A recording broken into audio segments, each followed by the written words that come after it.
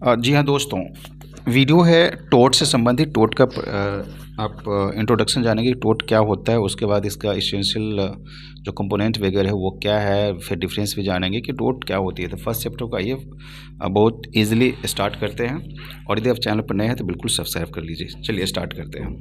टोट होता क्या है? एक्चुअली टोट को हिंदी में अपकृत बोलते हैं। अपकृत को अनुबंध से स्वतंत्र एक गलत कार्य के रूप में परिभाषित किया जाता है जो एक नागरिक उपचार को जन्म देता है। आपने यहाँ पर समझ गया कि ये सिविल रेमेडी के लिए काम करता है जिसके लिए मुआवजा वसूल किया जाता है। शब्द टॉट की यदि बात करो तो टॉट जो है व्युत्पत्तिगत अर्थ है जिसका मीनिंग होता है मोड़ा हुआ। यदि मैं बात करूँ लैटिन शब्द का, टॉटम से उत्पन्न हुआ है यह शब्द टॉट। अब आइए बात करते हैं सैलमन के अनुसार उन्होंने क्या बताया कि एक टॉट क्या होता है। एक अपकृत एक नागरिक गलती है जिसके लिए उपाय अनिश्चित क्षति के लिए एक सामान्य कानून कार्रवाई है और जो विशेष रूप से अनुबंध का उल्लंघन या विश्वास का उल्लंघन है। और बात करूं तो यह अन्य केवल न्याय संगत दायित्व नहीं है। अभी तक आपने इतना जाना कि टॉट कौन सा शब्द से आया हुआ, वो लैटिन शब्द है, टॉटम से आया हुआ है। आपने ये भी जाना कि इनका जन्म जो हुआ था, यानी टॉट जो आया है वो कहीं ना कहीं सिविल रेमेडी के लिए आया हुआ है। राइट, अब आगे कंटिन्यू करते हैं कि इसका और सा मीनिंग क्या क्या होता है। राइट, चलिए आगे बढ़ते हैं तो बताता हूँ मैं। दूसरी ओर यदि मैं बात करूँ बिनफील्ड ने, तो उन्होंने राय दिया कि टोट जो होता है वो क्या होता है। अपराधी दायित्व मुख्य रूप से कानून द्वारा निर्धारित कर्तव्य का उल्लंघन से उत्पन्न है। यह कर्तव्य आम तौर पर व्यक्तियों के प्रति होता है और इसके उल्लंघन को अनिश्चित क्षति के लिए कार्रवाई द्वारा दूर किया जाता है। तो आपने जाना कि यहाँ पर जो है जो अलग अलग जो लॉ के जो थिंकर थे उन्होंने साफ साफ बताया, जैसे मैंने बताया कि आपको विनफील्ड के बारे में, सैलमन के बारे में, उन लोगों ने, क्योंकि यह आपके एग्जाम में पूछा जाता है कि इसके अकॉर्डिंग यह डेफिनेशन उन्होंने दिया है। तो वहाँ पर आपको नेम सेलेक्ट करना पड़ेगा और यदि टॉट से संबंधित आप सब्जेक्टिव में राइट कर रहे हैं तो बिल्कुल आपको इनका नाम मेंशन कर करके तब आप इनके अकॉर्डिंग डेफिनेशन दे सकते हैं। अब आइए अपकृत के जो आवश्यक तथ्य है उसके बारे में थोड़ा सा चर्चा कर लेते हैं कि वह क्या बताया जाता है, जो कि बहुत ही इंपॉर्टेंट है।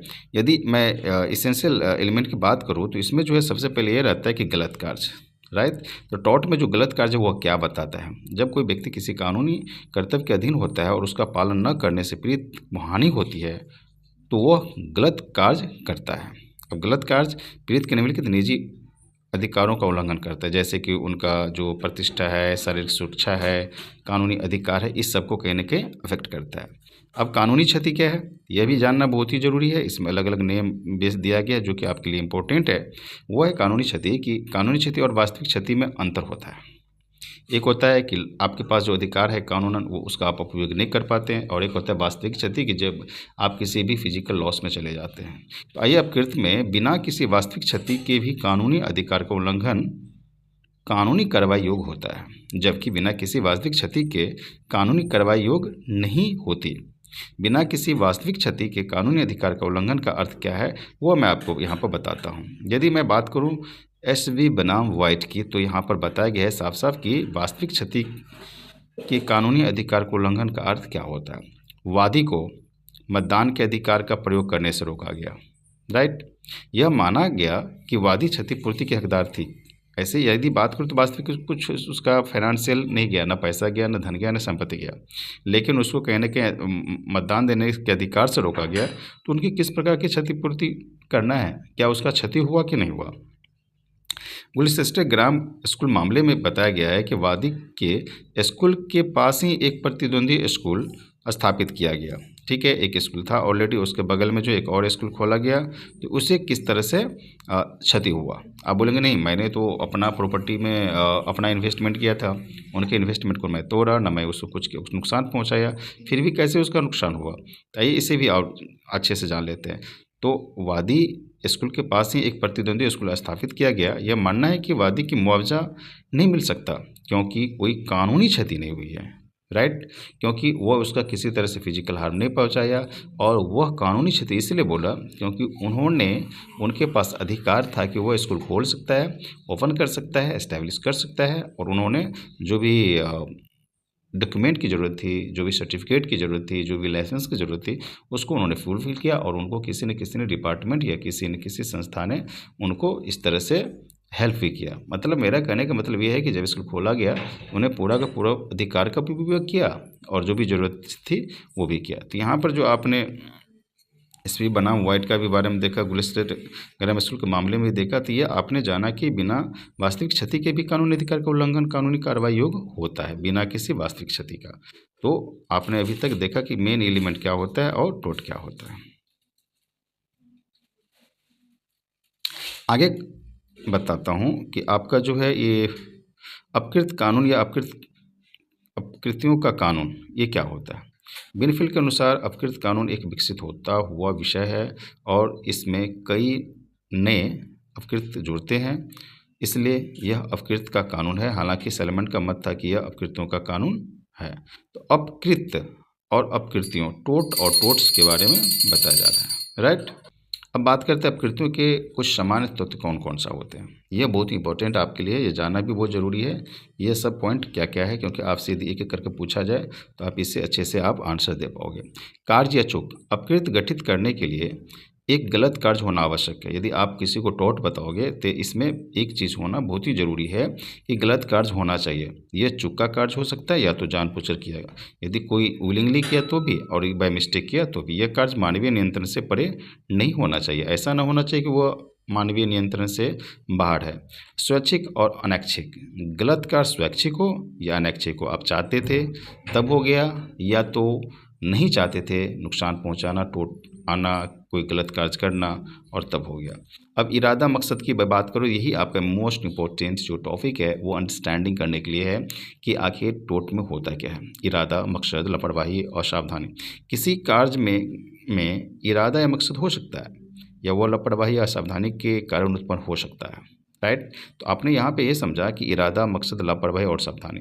तो टोट में जो है इरादा मकसद हो सकता है, लापरवाही हो सकता है, असावधानी भी हो सकता है, या आपने सावधान नहीं था तब ऐसा हो गया, या आपने जानबूझकर किया, जैसे मैंने आगे बताया। अब है कि आगे की दुर्भावना। सभी प्रकार के अपकृतियों में दुर्भावना अनिवार्य नहीं है।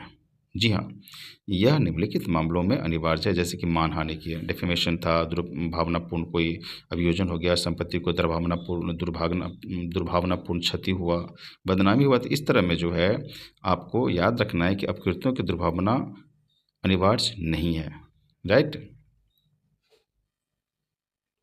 अब आगे बात करता हूँ कदाचार की।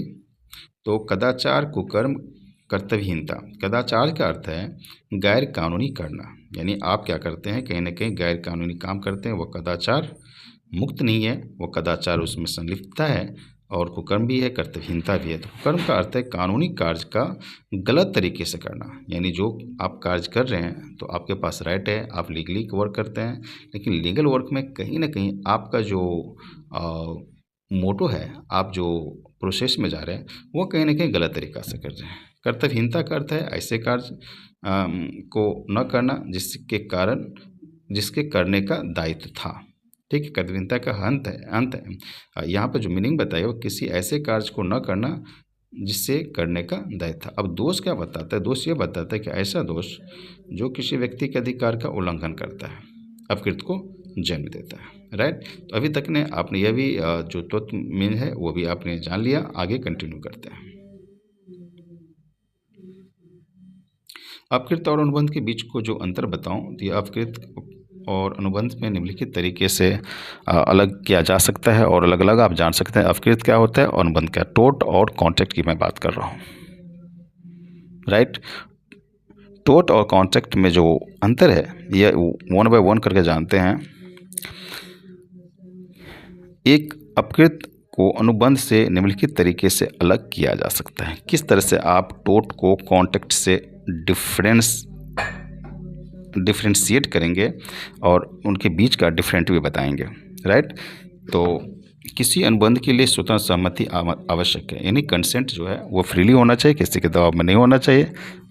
और यहाँ पर जो है अपकृत के बारे में बताऊँ तो अपकृत बिना सहमति के किया जा सकता है। तो यहाँ आपने जाना कि जिस तरह से कॉन्ट्रैक्ट में जो है सहमति जरूरी होती है, लेकिन यदि मैं टोट की बात करूँ तो बिना सहमति के किया जा सकता है।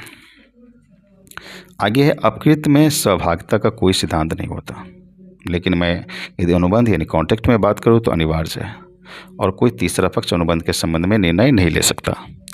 अपकृत किसी वस्तु के अधिकार समग्र रूप से दुनिया के विरोध अधिकार का उल्लंघन है, और अनुबंध का जो उल्लंघन है किसी व्यक्ति और निकाय के विरुद्ध अधिकार व्यक्तिगत अधिकार के अतिक्रमण है। तो अपने यहाँ पर ये भी जाना कि अपकृत यानी टोट और कॉन्ट्रैक्ट, ये दोनों में बीच जो अंतर है वो किस किस पॉइंट पर अंतर आ रहा है, बहुत ईजिली ही यहाँ पर दिया गया है। स्क्रीन पर आप उसे स्क्रीनशॉट भी लग सकते हैं यदि नोट्स बना रहे हैं तो। अपकृत संबंधी मामलों में अक्सर उद्देश्य को ध्यान में रखा जाता है, लेकिन अनुबंध में नहीं रखा जाता। यह भी आपने जान लिया। अब आइए अपकृत के बारे में एक और कर लेते हैं। अपकृत में हर जाने का मात्रा का कोई शक्ति सीमा नहीं है। अनुबंध के उल्लंघन के मामले में हर जाने का मात्रा आमतौर पर अनुबंध करने वाले पक्षों के बीच तय की गई शर्तों के द्वारा होती है।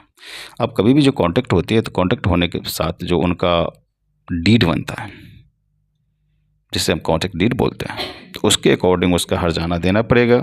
लेकिन यदि अपकृत की बात करूं तो इसमें कोई शक्ति सीमा नहीं है। वो डिपेंड करता है कि किस तरह से वैल्यूएशन किया जाए, किस तरह से उसका हानि हुआ है।